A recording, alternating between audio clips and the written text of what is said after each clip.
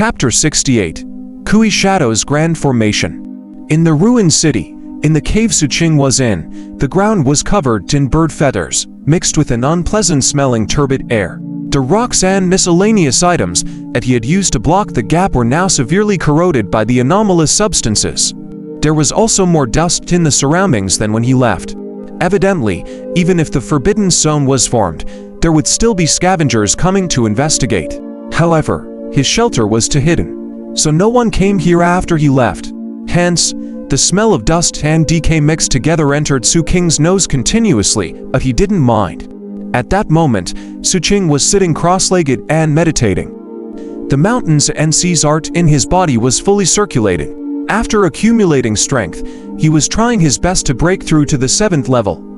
In the outside world, the roars and strange mournful sounds were mixed with cries that caused one's hair to stand on end.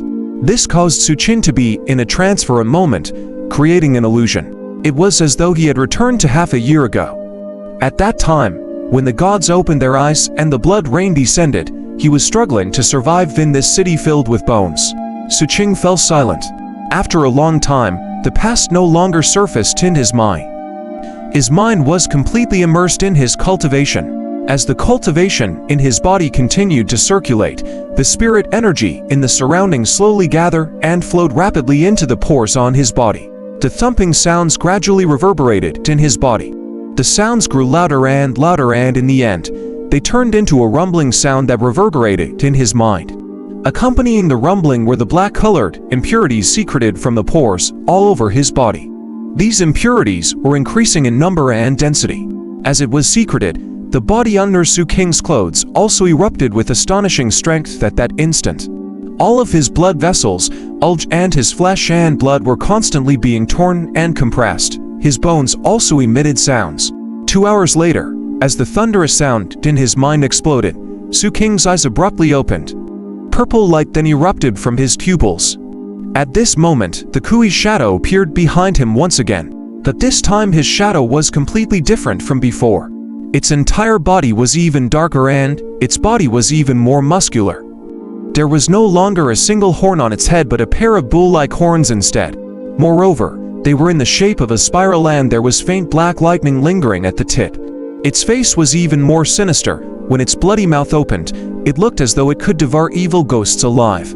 This was especially so for its sharp claws. Coupled with its purple eyes, it exuded a soul-stirring viciousness. Powerful fluctuations spread out from the shadow, as though they could penetrate the cave and shock the surroundings. Kui Shadow, Grand Formation. This was a transformation that could only occur when one had perfected the mountains and seas art.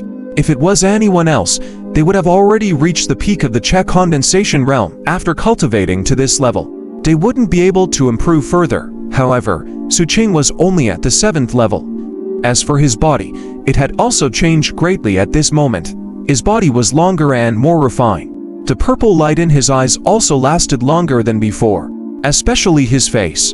If it was said that he was incomparably handsome when he was at the 6th level of the mountains and seas art, then at this moment, under the purple light in his eyes, even though his face was covered in dirt, he wasn't far from being demonic. However, Xu Qing didn't care about these. What he cared about was the energy that was bursting forth from his body. Hence, he quickly lowered his head and looked at the bulging veins on his clenched fist as well as the veins on his arm. As the purple light in his eyes slowly dissipated, he could clearly sense his strength. It was more than double the amount from before. Strength of 1 Kui, Xu Qing mumbled as he surveyed his surroundings. It was pitch black outside, and there was no light in the cave either.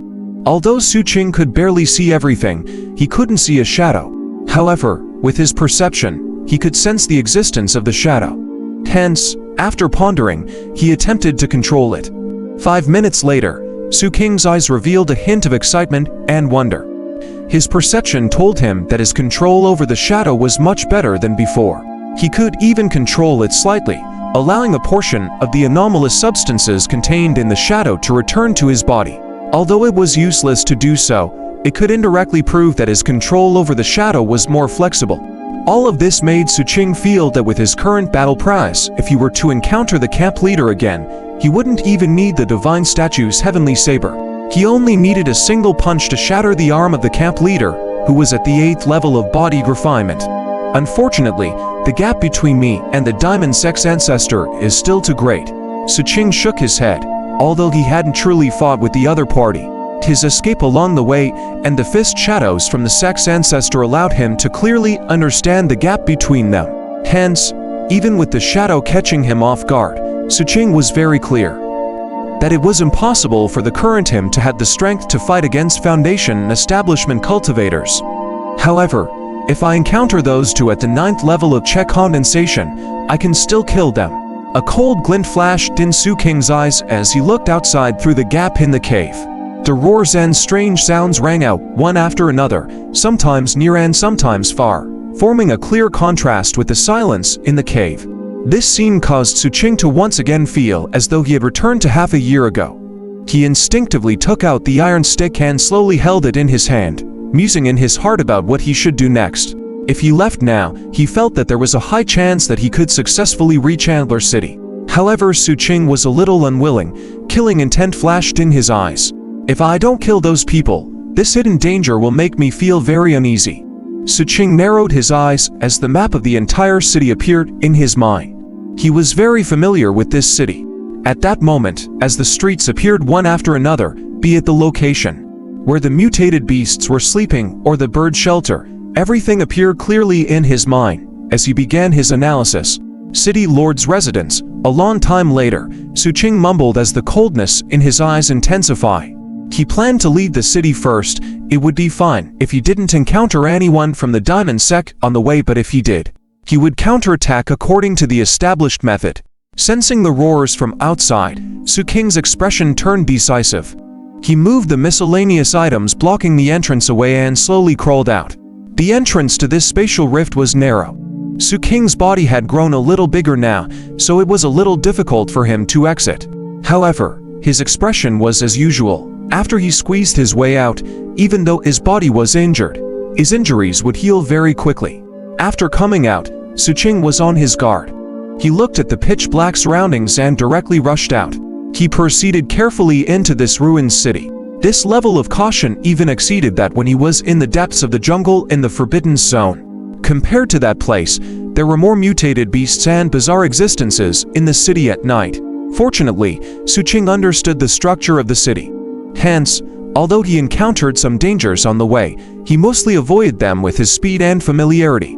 If he really couldn't avoid it, he would swiftly neutralize it and leave once again. Just like that, under the influence of the dense anomalous substances, Xu Qing carefully advanced through the city for over an hour. Just as he was about to reach the edge, he suddenly heard a rumbling sound in the distance. This voice caused Xu Qing's eyes to narrow. In the dark night, his gaze was like that of a lone wolf turned sharp as he moved closer to the source of the sound.